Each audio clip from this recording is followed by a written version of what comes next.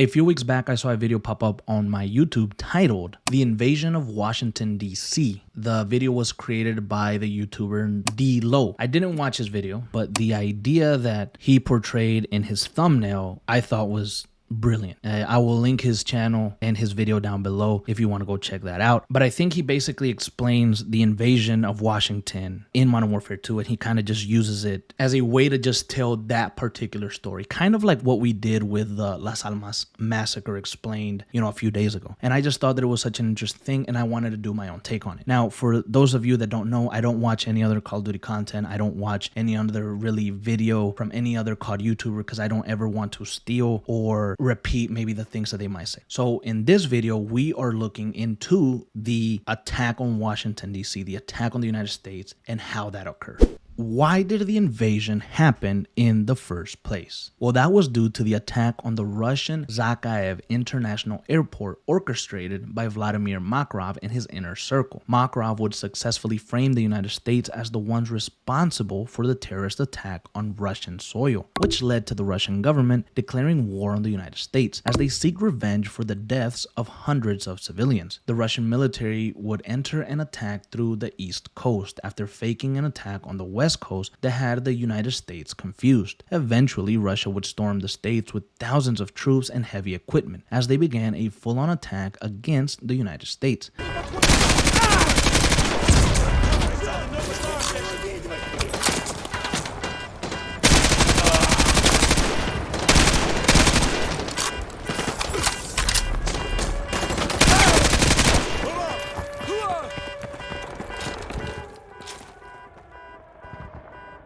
As the US military scrambled to push the Russians out, many other operations were happening in and around the chaos. General Shepard ordered the 75th Ranger Regiment, led by Sergeant Foley, to rescue a VIP known as Raptor from his crashed helicopter, somewhere in the suburbs of Virginia. This would give us a first look at the attack as you enter through a normal United States neighborhood, and to be honest, to see it destroyed and bombs everywhere really gives you an eerie feeling that is hard to describe. Sergeant Foley and his team would assist in pushing the Russians out. A few hours later, General Shepard would order Sergeant Foley and his team to go to 4677 Brookmere Road, where a high-value target was located. Eventually, they would arrive on Brookmere Road.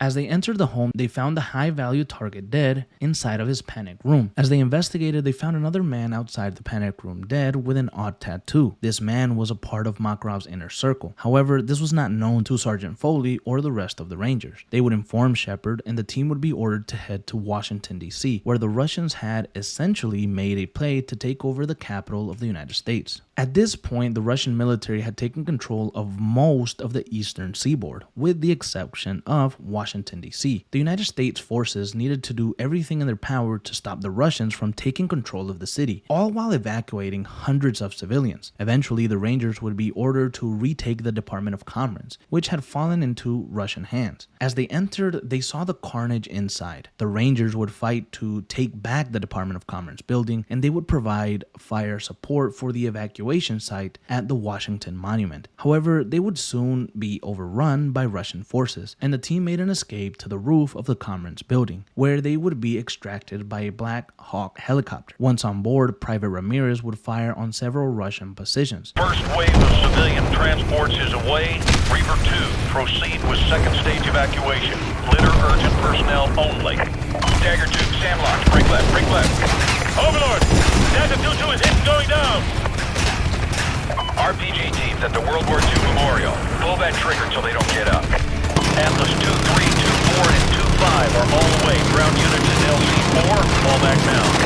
Enemy gunship lifting on 12 o'clock. War Memorial. This is Atlas 2-5 at LC-1. Engines are under 30%. I can't carry any more people. We're gonna have to leave some of them behind. Dagger 2, the Washington Monument is taking fire from the main road.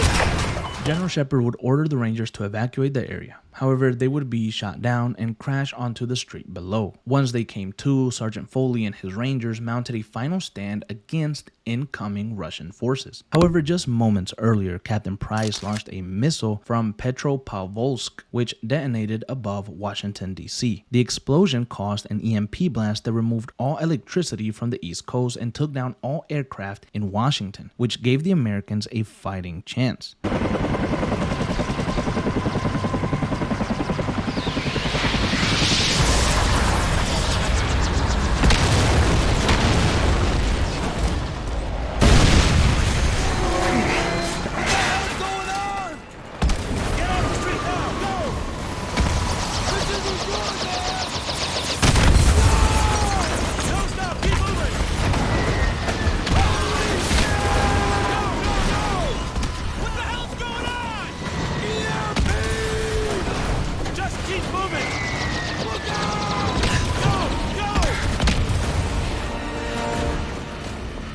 Foley and his Rangers used the explosion to escape and regroup as they avoided helicopters falling from the skies. After things calmed down outside, the team moved to look for survivors, and they run into a fellow Ranger who tells them that Colonel Marshall is assembling all survivors for an attack on the White House as they look to reclaim it from Russian forces. Sergeant Foley and his team make their way to find the colonel. Once they arrive, the colonel orders the team to storm the White House and retake it so they can give Central Command an update.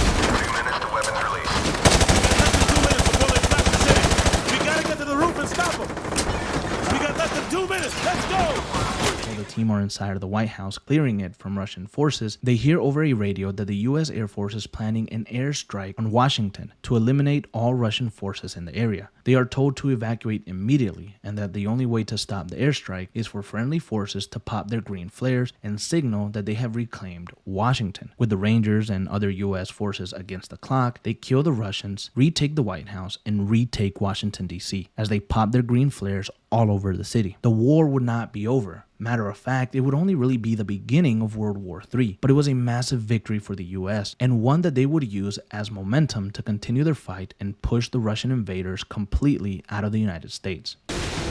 When we going to Moscow? Not soon enough, man. But I know we're gonna burn it down when we get there. When the time's right, Corporal. When the time's right.